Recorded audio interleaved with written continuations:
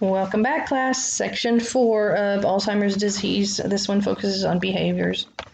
Again, people with dementia will respond best to a stable, familiar environment and established routine. That's why they're pretty routine at the nursing home on everything they do. Allowing a person with Alzheimer's disease to participate in normal activities help maximize functioning and preserve self-esteem. All behaviors should be viewed as an attempt to communication related to unmet needs. The 5 basic needs of people with dementia, some of these are duplicate, I see. Need to be useful, be able to care for their self-esteem, give and receive love, and experience joy and laughter. Challenging behaviors where occur. Distraction is a useful overall strategy. In this way, memory loss used to the advantage. The source of the argument or the frustration is forgotten when something else is focused on. So yeah, always try to distract. That's usually your best strategy for most things. Reality orientation. They should have calendars, clocks, signs, lists. If they're having trouble remembering where the bathroom is, put a sign over the bathroom, things like that.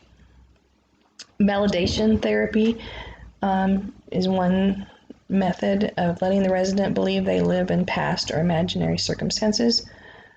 So by doing that, you're validating or giving value, making no attempt to reorientate their to actual circumstances. So you just let them believe that they're going to the prom or whatever, and ask them what color their dress is going to be and all that kind of stuff. Reminiscent therapy is encouraging residents to talk about past experiences. It allows caregivers an increased understanding of the residents. Rewards. Everybody likes rewards, even those with dementia and Alzheimer's. You should reward good behavior, ignore bad behavior. Rewards can just be a simple praise, food, attention, touch, smile, or hugs. Behaviors, it's best to ignore unacceptable behavior, but not the resident. Pillaging, hoarding, and rummaging. We mentioned that in the last slideshow, but these are some strategies to deal with that. You should label the resident's belongings, create a drawer for rummaging, and return items to the proper owner while the resident is out of the room. Fear, clinging behavior. It may be caused by anything that is a threat. Loud or confusing noises. Cannot separate TV situations from real. Provide cuddly, soft animal or security object like a purse or a hat. There's some I know that carry around their empty purses and things like that. Reassure. Use of a doll. There's some controversy on that. I like to see them use the dolls because it just makes them happy. But the support for the use of a doll is that it definitely increases smiling, decreases challenging behaviors. It is calming to the resident. They get the opportunity to serve as a caregiver and enhances their sense of purpose, and it's non-pharmacological. It's not a medicine, but it's a treatment that works. Those that are against seeing them use a doll think that it is a threat to their dignity, that they were treating them like a child, and it could be demeaning. Hallucinations and delusions. Do not argue. They're very real to the person. One response could be, I don't see the bear in the yard, but it must be scary. Don't worry, I will not let it harm you. A person may believe parents are still alive. Your mother was a great lady. I know you miss her. So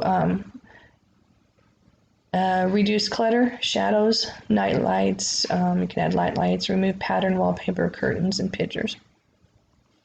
Overall strategies for any kind of behavior is be aware of verbal and nonverbal cues, plan for problem behaviors, maintain a routine, keep things simple, positive reinforcements, smiles, gentle touch, personal attention, and praise, and then always distraction.